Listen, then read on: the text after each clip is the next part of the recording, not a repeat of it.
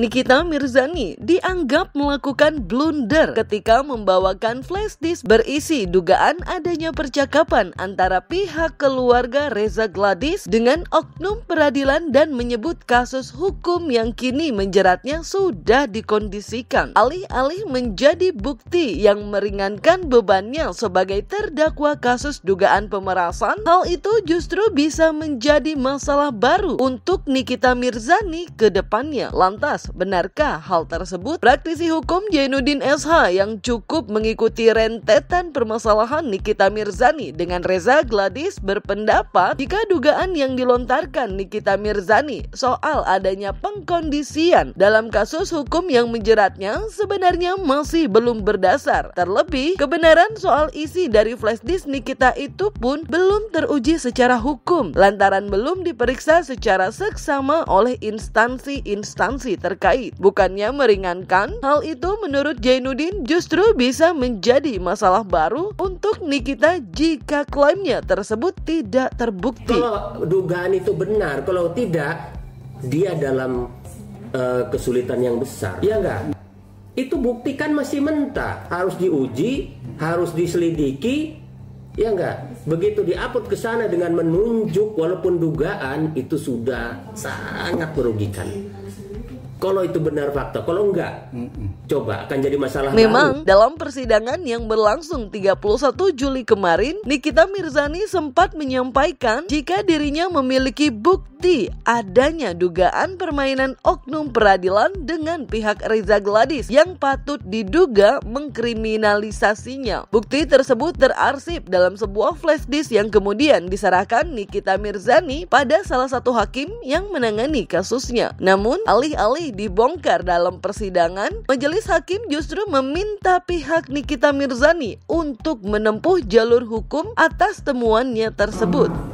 Majelis hakim yang mulia, pada kesempatan saat ini saya sampaikan bahwa saya sangat terkejut setelah mendengar rekaman suara percakapan dan melihat screenshot percakapan yang patut diduga dari keluarga Reza Gladys, yang mana Reza Gladys atau keluarganya sangat patut diduga telah mengatur jaksa penuntut umum dan majelis hakim yang mulia, dan juga patut diduga telah mengkondisikan jaksa penuntut umum dan majelis hakim yang mulia, serta patut diduga telah menjaga JPU maupun majelis hakim yang mulia. Semua itu hanya untuk mengkriminalisasi saya. Saya benar-benar takjub, yang mana dengan kejamnya saya dikriminalisasi dan semua sudah diatur secara masif dan terkoordinir yang patut diduga dilakukan oleh Reza Gladys atau keluarganya. Hal ini sebagaimana terbukti dengan adanya rekaman flash disk yang akan saya serahkan kepada majelis hakim yang mulia. Saya mohon setelah majelis hakim yang mulia mendengar isi dari flash disk ini untuk segera membebaskan saya dari rumah tahanan Pondok Bambu.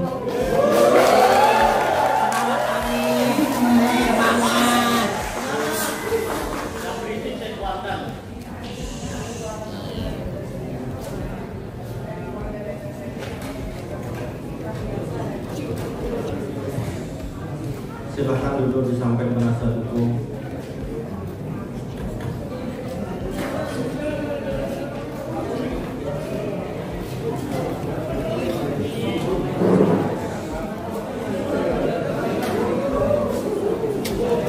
Tadi sudah disampaikan oleh terdakwa, sudah mendengar semua ya. Dan majelis sejak awal sudah menyatakan bahwa untuk setiap perkara yang ada di PN Jaksel, khususnya dalam hal ini perkara terdakwa yang saya tangani adalah tidak ada transaksional. Kalau memang ada yang menduga atau ada yang tahu ada transaksional, silahkan dilaporkan aja kepada yang berwajib ya. Silahkan dilaporkan kepada yang berwajib, begitu ya. Jadi jangan ragu-ragu.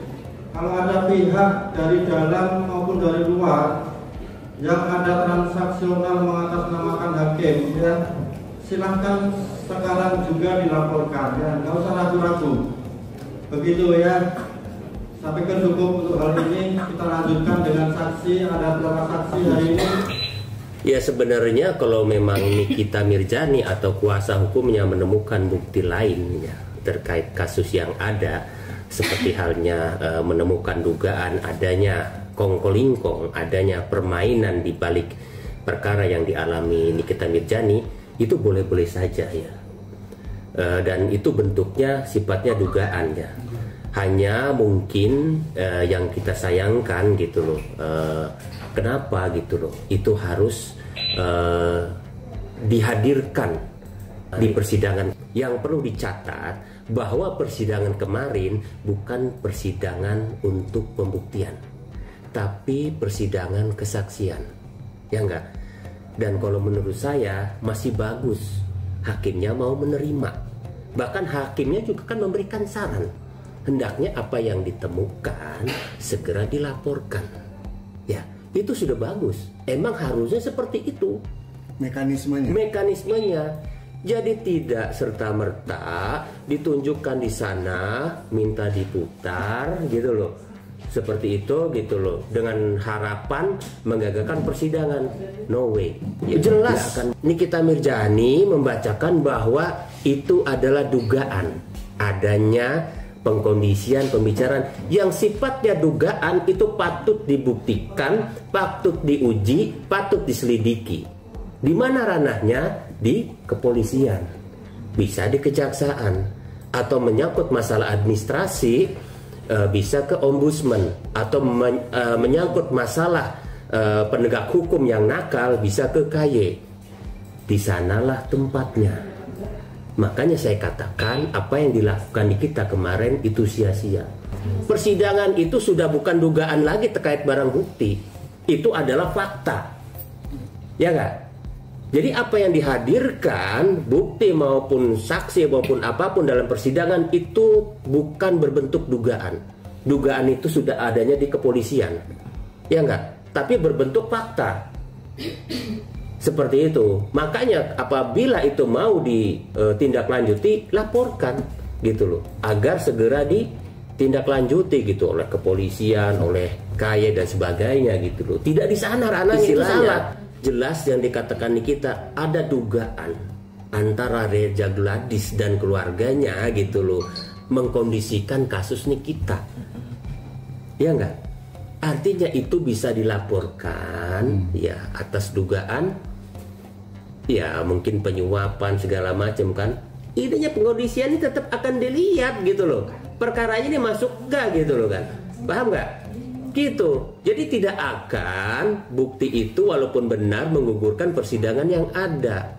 Persidangan akan tetap berjalan, tidak akan terpengaruh gitu loh. Makanya kecuali bukti itu ada korelasi hukumnya. Kalau bukti itu ada korelasi hukumnya, tidak perlu lagi dengan mengatakan itu dugaan. Gitu. Karena bukti apapun itu sudah pasti fakta. Kalau dalam persidangan. Terlebih, dalam penyampaiannya di persidangan, Nikita Mirzani menyinggung oknum peradilan yang menangani kasusnya dengan Reza Gladys, di mana secara tidak langsung mengarahkan dugaan tersebut pada majelis hakim dan jaksa penuntut umum yang ada di hadapannya. Maka dari itu, Jainuddin menilai hal itu sebagai blunder yang harusnya bisa diantisipasi. Oh iyalah, apalagi dengan terang-terangan. Dia sedang di situ meminta keadilan di depan hakim, tapi di sisi lain dia membacakan punya flashdisk bahwa ada permainan, bahwa ada pengkondisian antara mereka. Pak, itu blunder kalau menurut saya gitu. Harusnya flashdisk itu jangan ditolong di sana. Ini bukan sinetron, bukan mau tanggung yang mau diadakan suatu hal-hal yang luar biasa. Jangan. Tidak ada kaitan dengan opini publik, tidak ada kaitan dukungan massa, tapi di sini adalah fakta-fakta dan bukti-bukti hukum. Itu yang ditonjolkan. Tak sampai di situ, Jainuddin juga menyoroti keputusan tim kuasa hukum Nikita Mirzani yang seolah membiarkan kliennya membawa bukti dugaan adanya permainan oknum peradilan dengan pihak Reza Gladys. Menurutnya, sebagai penasihat hukum harusnya bisa memberikan saran yang baik agar hal-hal buruk tidak terjadi pada kliennya. Nikita Mirzani, Nikita itu sebagai terdakwa jelas ya, pikirannya masih kalut, mudah tersulut, itu harusnya mampu dikendalikan oleh seorang kuasa hukum agar dia tidak membuat gaduh atau hal-hal yang kira-kira justru akan merugikan dia sendiri di persidangan. Saya nggak sayangkan istilahnya kuasa hukumnya kemana. Harusnya dia mampu mengontrol hal itu semua, gitu loh. Dan saya sayangkan kenapa plastis itu harus ada di tangan Nikita Mirzani. Ya nggak? Harusnya di kuasa hukum saja dong, gitu loh. Dan harusnya tahu, kuasa hukum mampu memberitahu, gitu loh. Walaupun mungkin nanti bisa dihadirkan bukan pada saat persidangan kemarin, nanti ada pada saat nanti di pembuktian, gitu. Saya sebenarnya agak prihatin dengan kondisi terdakwa ini, karena penasihat hukumnya itu bukan membahas pokok permasalahan. Di sisi lain, sikap Nikita Mirzani yang terkesan marah-marah seusai persidangan sampai terjadi perdebatan sengit dengan jaksa penuntut umum pun bukan hal baik yang harus ditunjukkan seorang terdakwa. Hal itu justru menjadi catatan buruk pihak pengadilan untuk membuat keputusan akhir nantinya. Catat bahwa ruangan persidangan itu tidak boleh siapapun melakukan kegaduhan atau merasa dirinya bisa melawan atau dirinya merasa hebat. Tidak, itu tidak dibenarkan. Begitu begitu seseorang menjadi terdakwa, yang dinilai sama hakim adalah attitude, ya nggak, bersikap baik, ya nggak, dalam menghadapi persidangan, tidak emosional, apalagi teriak-teriak, apalagi seolah-olah istilahnya menantang. Itu sangat tidak dibenarkan, gitu. Bersikap baik, istilahnya sopan dalam persidangan, itu merupakan penilaian. Apa yang dilakukan jaksa meminta Nikita Mirzani untuk menggunakan baju maupun borgol itu sudah sesuai SOP-nya dia. Dan itu kewajiban dia buat mengingatkan selama dia menjadi terdakwa dalam tahanan kejaksaan. Tidak boleh menolak siapapun. Justru sesuatu yang salah kaprah apabila justru balik melawan. Gak boleh. Itu tugasnya dia, gitu loh. Jadi kalau melihat kemarin tuh ya, peristiwanya Nikita sampai marah, kecewa, menurut hemat saya situasi itu adalah manusiawi, hal yang wajar, dan dia spontanitas melakukan itu di luar nalar dia karena ada suatu kekecewaan yang sangat mendalam bagi yang bersangkutan. Itu spontanitas, walaupun di agenda persidangan tidak boleh itu terjadi, tapi harus kita juga manusiawi. Dan tindakan yang dilakukannya di pengadilan yang menolak di borgol dan lain sebagainya itu adalah spontanitas dia lakukan. Kenapa? Karena luapan kekecewaannya, karena aspirasinya tidak tersalurkan. Bertingkah itu jadi nilai jelek di hakim, ya. Kasihan nanti Nikitanya, hukumannya tadinya lebih ringan bisa jadi berat, ya.